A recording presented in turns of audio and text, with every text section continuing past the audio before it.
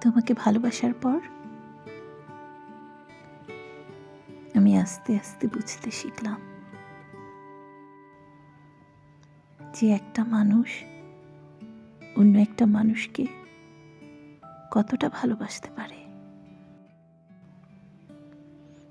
তোমাকে দেখার পর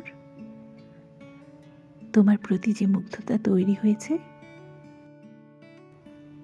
সেই মুগ্ধতা আমি কখনো কাটাতে পারিনি। তোমাকে ভালোবাসার পর অন্য কাউকে আর ভালো লাগে না।